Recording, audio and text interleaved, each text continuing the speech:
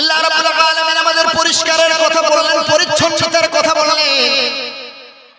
ও corona কি আমাদের শিক্ষা দিয়েছে?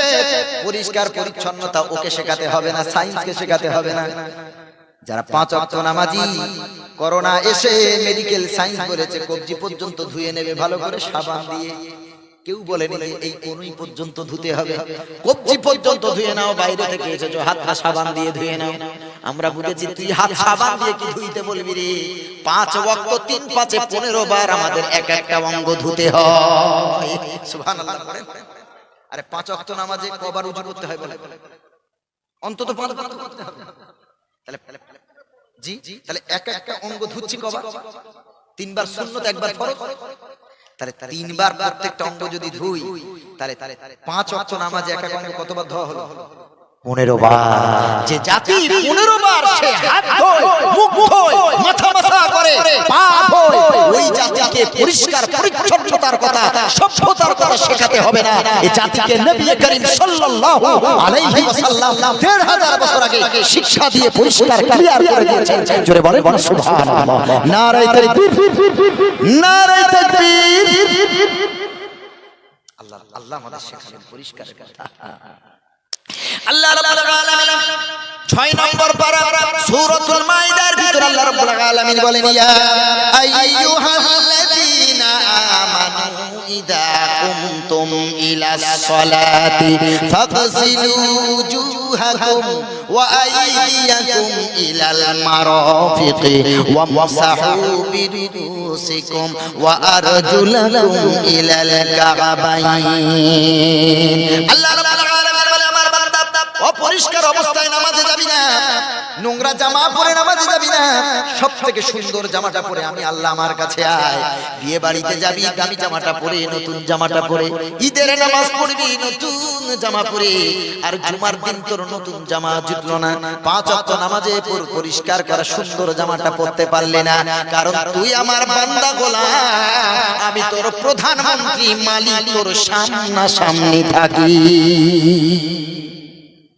ভাইরা আমার, আল্লাহ রাব্বুল আলামিন বলেন, ইযা কুনতুম ইলাস সালাতি, যখন তোমরা কেউ নামাজের জন্য প্রস্তুতি গ্রহণ করবে, নামাজ যখন পড়ার জন্য দাঁড়াবে, ফাগসিলু উজুহাকুম, তোমাদের পুরো চেহারা মোবারকটা ধুয়ে নাও।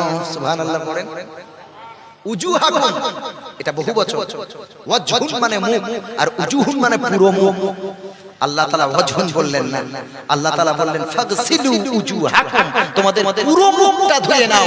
নবী করিমের ব্যাখ্যা দিলেন পুরো মুখ মানে এই চুলের গোড়া থেকে কানের লতি নিচে থুতনির নিচে পর্যন্ত, এইটাকে পুরো 3 বার ধুয়ে নেওয়ার নাম মুখমণ্ডল ধৌত করা। সুবহানাল্লাহ। আল্লাহ বললেন ফাগসিলু উজুহাকুম, মুখটা ধুয়ে নাও, কিন্তু কোরআনে কবার ধুতে হবে বলা নাই। আল্লাহ রাব্বুল আলামিন বলেন আল্লামাহুল বায়ান, আমি যে নবীকে কোরআন দান করেছি ওই নবীকে আমি আল্লাহ কোরআনের ব্যাখ্যাও দান করেছি। জোরে বলেন সুবহানাল্লাহ। আল্লাহ নবী বলেন আমার উম্মতি 3 বার করে নাকে পানি দাও। কবার? কুল্লি কবার? একবার করলে হবে না? হবে যদি ঠিকভাবে হয়। একবারে যদি আপনার নরম মাংস পর্যন্ত পৌঁছে যায়, পুরো মুখটা যদি একবারেই ধোয়া হয়ে যায়, শুকনো যদি কোনো জায়গা না থাকে, একবারে ফরজ আদায় হয়ে যাবে, সুন্নতটা হবে না। কিন্তু খুব গবেষণা করেন, নবীজির সুন্নত যে বিজ্ঞানে ভরা, প্রমাণ নেই রে। আমার নবী 3 বারের কথা কেন বললেন? নাকে কেন 3 বার পানি দেওয়ার কথা বললেন? একবার তো দিলেই হতো। আমার দয়াল নবী মুহাম্মদুর রাসূলুল্লাহ সাল্লাল্লাহু আলাইহি সাল্লাম বললেন, রাস্তা দিয়ে হাঁটবি, বায়ুর মাধ্যমে, হাওয়ার মাধ্যমে ভাইরাস ইনফেকশন তোমার নাক থেকে চলে যেতে পারে লাংসে, তোমার পলিপিতে গিয়ে ওখানে গিয়ে আটকে থাকতে পারে।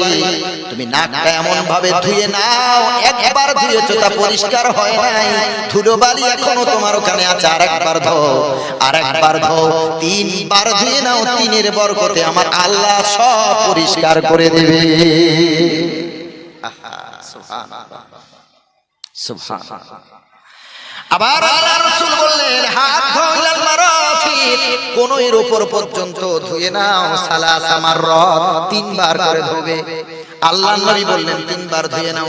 একবার ধুয়েছো, কোনো জায়গায় শুকনো থাকতে পারে, ওই শুকনো জায়গায় লোমকূপের গোড়ায় কোনো জীবাণু থাকতে পারে, ব্যাকটেরিয়া থাকতে পারে, ইনফেকশন থাকতে পারে, আপনার কিনা নোংরা কিছু লেগে থাকতে পারে, ভাইরাস থাকতে পারে। আল্লাহ নবী বললেন একবার ধুয়েছো শুকনো থাকতে পারে, দুইবার ধুয়ে নাও, তিনবার ধুয়ে নাও, তিনের বরকতে আমার আল্লাহ সব ভাইরাস মুক্ত করে দেবে। পা ধোও তিনবার, মাথা মাসাহ করো একবার, সুবহানাল্লাহ পড়ে, সবগুলো তিনবার, মাথা একবার, এইটা না বাস শেষ। আল্লাহ রাব্বুল আলামিন আমসাহু বিরুউসিকুম, মাথাটাকে চার ভাগের এক ভাগ যদি কিভাবে হাত টেনে দেয় তার মাসা হয়ে যাবে। পুরোপুরি হয়তো করতে পারেনি, শুধু একটু হাত টেনে দিয়েছে, মাসা হয়ে যাবে। এবারে একটু চিন্তা করেন তো, আমার নবী যদি বিজ্ঞানী না হবেন, তাহলে একটু চিন্তা করেন, আমার আল্লাহ নবীজির শিক্ষক আর নবীজি আল্লাহর ছাত্র, জোরে বলেন সুবহানাল্লাহ। আল্লাহ নবীর ব্যাপারে বললেন ওয়া আল্লামাকা মা লাম তাকুন তা'লাম, ও নবী আপনি যা জানেন না অজানা জ্ঞানগুলি আমি আল্লাহ সব শিখিয়ে দিয়েছি, জোরে বলেন সুবহানাল্লাহ। ওয়া আল্লামাকা মা লাম তাকুন তা'লাম, আপনার অজানা জ্ঞান আমি আল্লাহ দান করেছি। হাত ধোয়ার কথা বলা হলো, পা ধোয়ার কথা বলা হলো, মুখ ধোয়ার কথা বলা হলো, আর মাথার ব্যাপারে কি বলা হলো? ধোয়া নয়। জি, এইটা তো গবেষণা করার জায়গা, এটাও তো শরীরের অংশ। তাহলে হাত ধুইব তিনবার, পা ধোবো তিনবার, নাকে পানি দেবো তিনবার, কুল্লি করবো তিনবার, মুখ ধুইব তিনবার, আর মাথাটা কেন আল্লাহ ধোয়ার কথা বললেন না? জি, এখানে আছে বিজ্ঞান, এখানে আছে সায়েন্স। একটা মানুষ 3, 5, 15 বার হাত ধুইবে, পা ধুইবে, মুখ ধুইবে। আপনাদের কাছে জানতে চাই, একটা মানুষ সারা দিনে 15 বার ডেলি যদি মাথা ধোয়, ও কি বাঁচবে না মরবে? আপনারা বলেন, বাঁচবে না মরবে গো? জি, ব্রঙ্কাইটিস হবে, নিউমোনিয়া হবে, ফুসফুসে লাংসে ইনফেকশন ধরে যাবে, ও টিবি হবে, যক্ষা হবে, সব হবে। 15 বার মাথা ধুয়ে দেখেন, বলে আল্লাহ এটা মাসা করতে বলেছে, কাল থেকে 15 বার ওযু করব, মানে 5 বার ওযু করব, সব 3 বার ধোবো। বুঝতে পারবেন বিজ্ঞান আছে না নেই ইসলামে। আমার নবী মূর্খ নবী নয়, সুবহানাল্লাহ। মূর্খ নবী আমার নবী না। আমার নবীর ব্যাপারে বলা হয়েছে ওয়াল কলামি ওয়া মা ইয়াসতুরুন, কলমের শপথ নিয়ে নবীকে শিক্ষিত আল্লাহ করেছেন, জোরে বলেন সুবহানাল্লাহ। আমার নবী মূর্খ না। আল্লাহ তাআলা নবীর ব্যাপারে বলেছেন আল্লামাল ইনসানা মা লাম ইয়ালাম, মানুষ যা জানতো না আমি তাকে তা শিখিয়েছি। ইকরা ওয়া রাব্বুকাল আকরাম আল্লাযী আল্লামা বিল কলম, আল্লাহ বলেন রাসূল আপনি আপনার প্রভুর নামে পড়ুন, যে প্রভু আল্লাযী আল্লামা বিল কলম, যে আল্লাহ আপনাকে কলম দ্বারা শিক্ষিত করেছেন, জোরে বলেন সুবহানাল্লাহ। আল্লাহ তো নিজেই বলেছেন আমার নবী শিক্ষিত। একদল তারা বলছে নবী অশিক্ষিত, না, কোরআনে আমরা প্রমাণ পেয়েছি নবী শিক্ষিত, সুবহানাল্লাহ। না হলে এত বিজ্ঞানময় কথা কি করে বলতে পারেন আমার নবী? হায় রে আল্লাহ, কিভাবে বলতে পারেন? অসম্ভব। আল্লাহ রাব্বুল আলামিন বলেন নবীজি মাথাটা মাসা করে নিতে বলুন। মাথাটা শুধু মাসা করে নেবে, মাথার চুলে একটু হাতটা বুলিয়ে নেবে, চুলে যত ভাইরাস আছে, জীবাণু আছে, সব দূর হয়ে যাবে। মাথাটা আল্লাহ মুছে নিতে বললেন, বাকি সব ধোয়ার কথা বললেন। কারণ একটা মানুষ যদি 15 বার মাথা ধোয়, তার ঠান্ডা লাগবে, তার অনেক ইনফেকশন হবে, অনেক মানে তার জীবন দুর্বিষহ হয়ে উঠবে।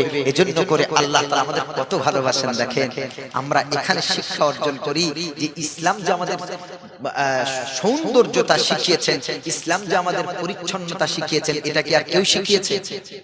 ওরা বলছে হাত ধো কবজি পর্যন্ত সাবান দিয়ে, আল্লাহ বলছে কবজি না, হাত ধো কোনইর উপর পর্যন্ত, সুবহানাল্লাহ।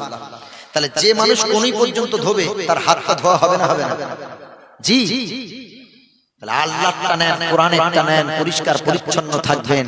কটা 5 ওয়াক্ত নামাজি করোনাতে আক্রান্ত হয়েছে? কটা? যারা 5 ওয়াক্ত নামাজ নিয়মিত পড়ে, কটা করোনাতে আক্রান্ত হয়েছে? আল্লাহ তাদের বাঁচিয়েছেন। তারপরেও আল্লাহ কিছু মুমিনদেরও এই রোগ দেবেন, কারণ আল্লাহ তাআলা মুমিনদের দিয়ে শহীদের মৃত্যু দেবেন, জোরে বলেন সুবহানাল্লাহ। আল্লাহ নবী বলেছেন 5 ধরনের মৃত্যু হলো শহীদের মৃত্যু। কটা মনে রাখবেন, বলবো ইনশাআল্লাহ। 5টা মৃত্যু শহীদের মৃত্যু। আল্লাহ নবী সাল্লাল্লাহু আলাইহি ওয়াসাল্লাম বলেন আশ-শুহাদা খামসাতুন, শহীদ হলো 5 প্রকার। এক নম্বরে নবীজি বলেছেন আল মাতুন, সুবহানাল্লাহ। প্রথমেই নবীজি ভাইরাসের কথা বললেন। এই বক্তব্য আমি আজ থেকে দিচ্ছি না, করোনার জন্ম যখন হয়নি তার আগে থেকে বক্তব্য দিয়ে এসেছি। যেসব এলাকায় বলেছিলাম সেই এলাকার মানুষরা পরবর্তীতে যখন যাই বলেছে, হুজুর আপনি সেই ওয়াজ করেছিলেন, সেই ওয়াজ তো বাস্তবে ঘটেছে। আমি সেই সময় বলে এসেছিলাম আর আজও বলছি, করোনা কি ভাইরাস আপনি হাদিস পড়েননি জানবেন না, এর থেকেও খতরনাক একটা ভাইরাস আসবে, যে ভাইরাসের নাম হবে নাগাস। দন্তন্য আকার গয়াকার খ নাগাস, N A G A F নাগাস। মনে রাখবেন, ব্রেনে সেটআপ করে নিন, এটা আসবে আসবে আসবে। আমি বেঁচে থাকি আর মরে যাই, এই যে আপনার মাথায় ঢুকিয়ে দিলাম নাগাস নামক একটা ভাইরাস আসবে, কয়েক সেকেন্ডে কয়েক লক্ষ মানুষ মারা যাবে। এমন ক্রিটিক্যাল ভাইরাস, সাংঘাতিক ভাইরাস এটা আসবে। আমি তখনও বলেছি, আজও বলছি, কিয়ামতের আলামতের যে হাদিসগুলো আছে, কিয়ামতের পূর্বে কি কি ঘটবে তার ভিতরেই নাগাস নামক ভাইরাস আসবে।